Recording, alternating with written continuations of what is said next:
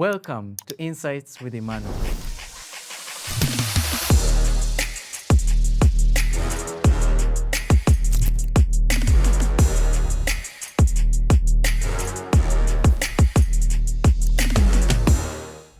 Hello, welcome to Insights with Emmanuel. Today, we're going to discuss something very interesting, something intriguing, and something that everyone speaks about as an opportunity. But anyway, by the time we end this time together, we're going to understand whether it's an opportunity, whether it might be mishandled, or it can become catastrophic. The African youth. People say Africa is young. They say Africa's youth are the future.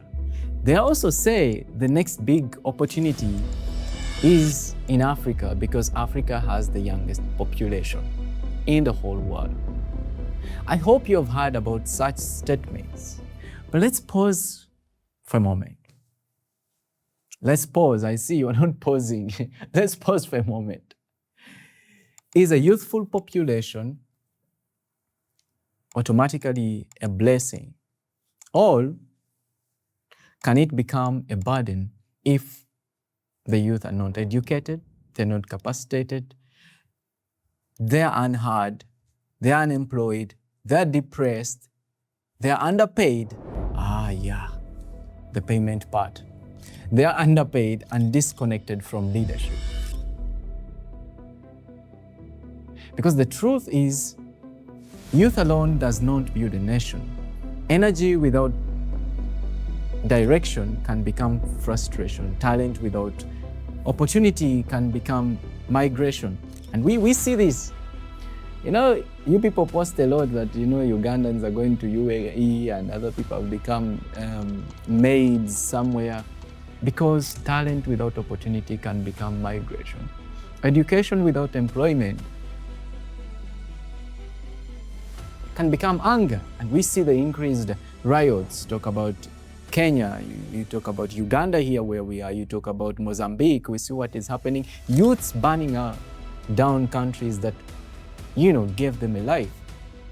Population without planning can become pressure. And so in this episode, we are asking the question, in Africa, is the Africa's youthful generation truly the prospect of the future?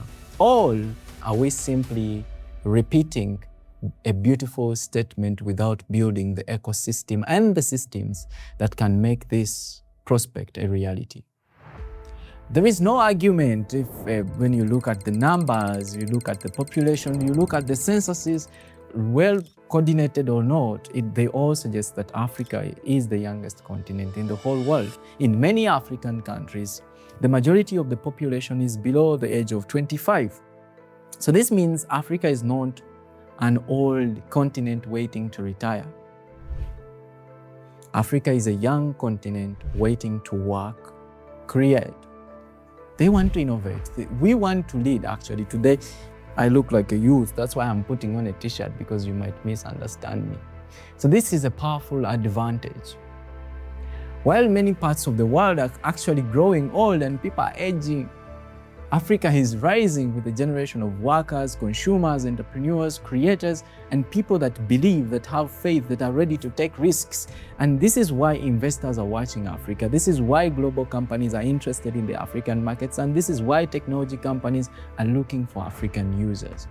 This is why education, healthcare, housing, finance, agriculture, fashion, music, entertainment, and digital services, all major opportunities are within this continent. Because whenever there are young people, there is demand.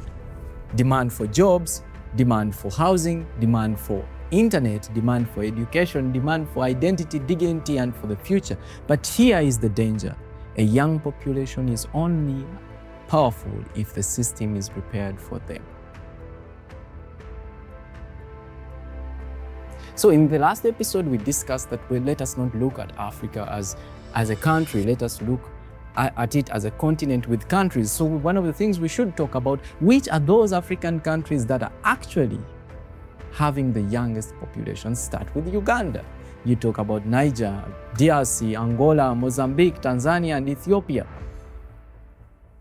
Nigeria matters because of the huge population size, but also Ethiopia matters because of agriculture, and then DRC matters because its young people are having strategic minerals. So the question is not only about which country has the biggest number of youths or has more youths. The question is actually which countries are preparing their youths for the productive lives ahead.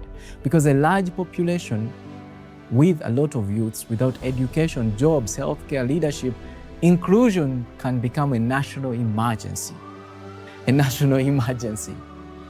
So what are the young people doing actually at this continent? That's the question we need to ask, because we are all young and youth are sitting, but also they're not sitting idle waiting for help. They are working.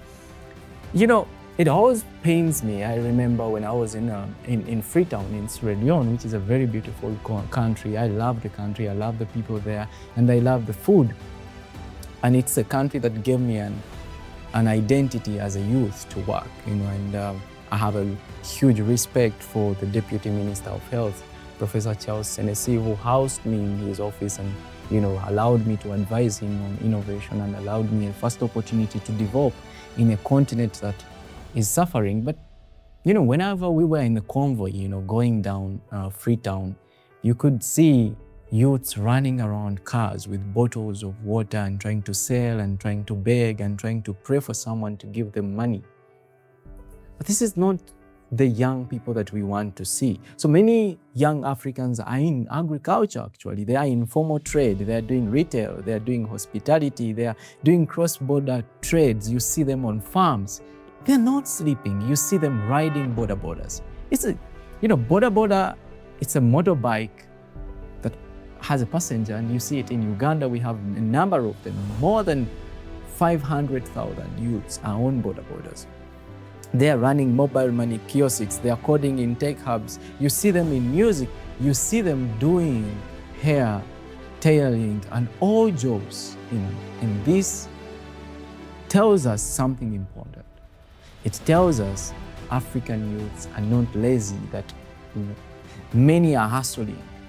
But hustling is not the same as decent work. Survival is not the same as prosperity. It's not the same. It's not that they are not working. A young person selling on the street might be hardworking, but are they protected? That's the question we want to ask. Do they have health insurance? Can they save? Can they access credit? Can they build a career? Or can they survive a bad month? Can they support a family? Can they grow? That's the real question. The real question is, can they survive? So when you look at averaging, there is a research that I saw that was done in 2024 by a university within Africa itself, and they are asking questions to youths. How many of the youths want to leave? And you saw that almost 50% of the African youths or more wanted to leave, to go out of this country, where we talk about Africa as a continent having the largest arable land. People want to run away. Why? The question is not to judge those who are running away, what Nigerians calling Japa, but it's to ask ourselves, why are they running away? And one of the biggest challenges the African youths are facing is unemployment and underemployment. But we need to understand this carefully, because in Africa, young people cannot afford to be completely unemployed. If there is no formal job, they do something informal.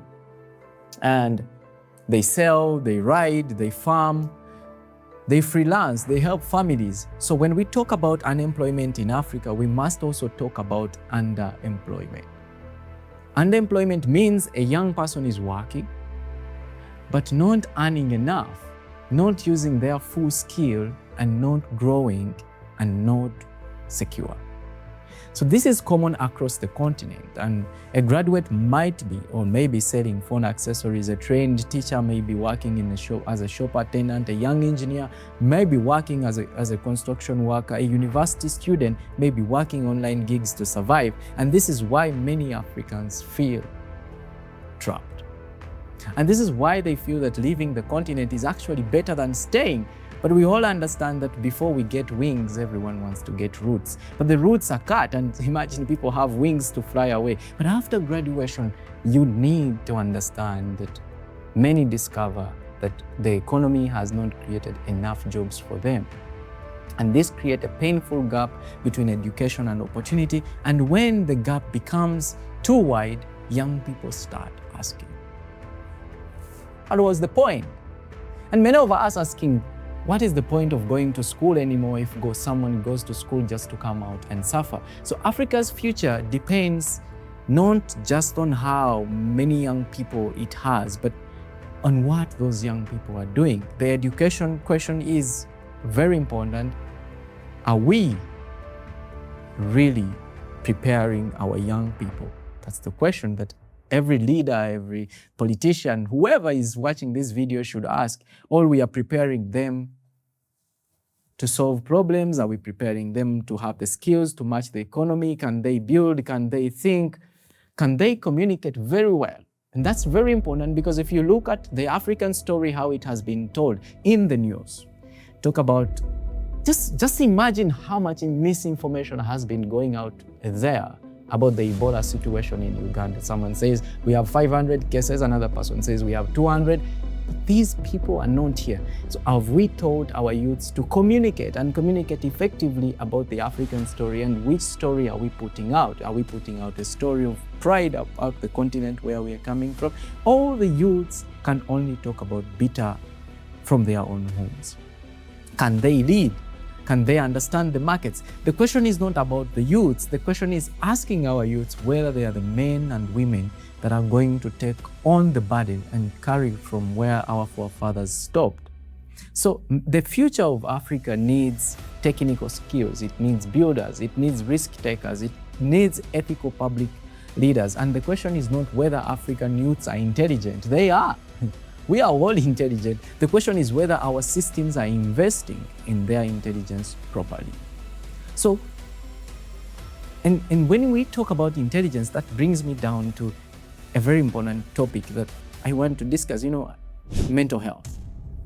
So the silent crisis right now that we are facing is increased number of suicides that we see in the youth.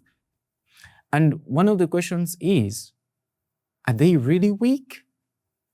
Is it the pressure from social media that everyone calls it as a social media pressure? Is it a pressure that they are not achieving what the families expected them? Why?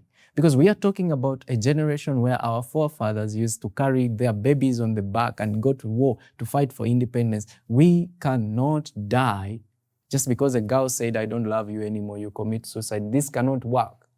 So many young Africans are carrying pressure silently, pressure to succeed, pressure from family, unemployment, social media, poverty. Poverty. And the politics that they are not included into, they are tired, they are isolated. And this matters because a depressed youth cannot build at full strength. A generation that has no hope and cannot innovate with confidence, a generation that feels unseen, cannot build this continent because they are anxious. So we must also ask, are they okay? So if then we find out that they are okay and we want to give them a role, the question now will be what is the leadership challenge that we are putting out for them? Because African youths are often praised during speeches, mobilized during campaigns, and they are truly included in the decision making. But too often young people are treated as supporters. And you hear most of the respected African leaders saying, whoa, it's the high time we asked fundamental questions. But when are we going to stop asking and then build? When are we going to stop asking and then accepted into the rooms and conferences where the decisions are being spoken about? So we are used at political rallies, but we are not included in the policy designs. They call us the future leaders, but the future keeps on postponing. So youth inclusion is not just putting one young person on the panel. It means giving young people real access to policy, to finance, to land, to technology. And it means that youths do not only need the motivation you give us, but we need power, we need platforms, we need access, and we need pathways. That's what we expect as the youths. So, and I'm not trying to be negative. I want to understand both sides. There is something powerful happening, and we cannot say no to it. We all believe that the generation of Africa is youth, and we believe that this generation is different. So we are more connected. You can't imagine how social media has connected us, because the youth building in Zimbabwe can prototype with the youth in Uganda, the youth building in Uganda can sell a product in Nigeria, the youth working on a content or a research project in South Africa can consult a youth in Liberia. We are connected. We are mobile first. We learn from YouTube, from TikTok, from WhatsApp. We are building brands without waiting for permission. We are using technology to sell. We are building the culture through music. We are more exposed to the world, but also aware of Africa's place in the world. So the question we have as the youthful generation is not actually to fight for independence. We are not interested in when was the last time we got the independence. The question we have is, will we fight for relevance today? We want to be relevant in the AI generation. We want to be relevant in the business rooms. We want to be relevant where our forefathers were not. So the question I am posing to every African youth watching this is, it's not about how much you have read and known the history of your independence, is how much we are going to be relevant today. Why are we educated people and not employed? Why do leaders stay too long in power? Why is mental health ignored? Why is corruption normalized? It's because we are not coming to talk. Will the African youths be the future? The honest answer is not automatic. Because a youth population is a possibility, and it's not a guarantee. We need to get that right. It can become a demographic divided, or it can become a demographic disaster. It becomes a dividend when young people are educated, are skilled, are healthy, and they are employed. It becomes a disaster when they are unemployed, ignored, manipulated, depressed. So Africa's future will not be divided by age. It's not decided by age. It's going to be decided by leadership, by policy, by investment, by education. It will be decided by whether we create economies that can absorb young people into productive work.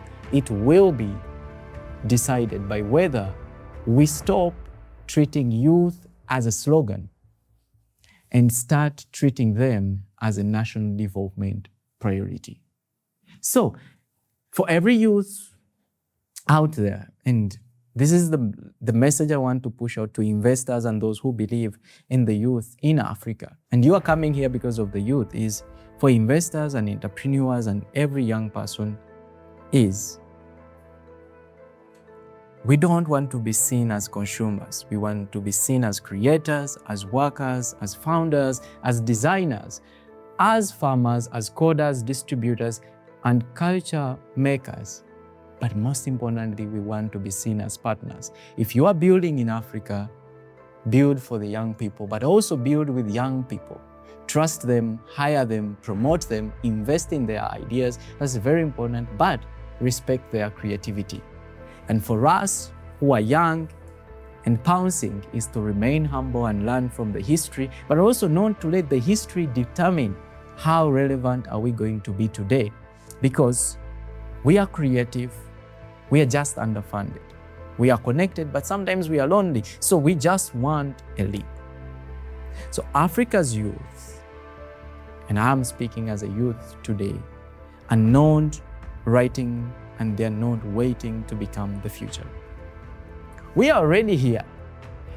The question is whether our systems are ready for us. Because if you talk about Uganda, for example, and you're speaking about the youthful population being more than 85%. So if we are not included, that means only 10% of this population is rolling and controlling this country, which is not possible. You cannot ignore 85% of the energy resource.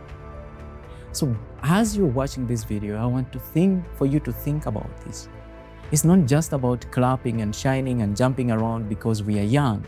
It's a question to the leaders, to the policy makers, to the funders, whether this youthful generation is not going to be wasted, whether it's going to create value to take the continent from where we are right now and where we could be if we, the youth, are utilized. Thank you for watching. I'll be waiting to be with you in the next episode, Insights with Emmanuel.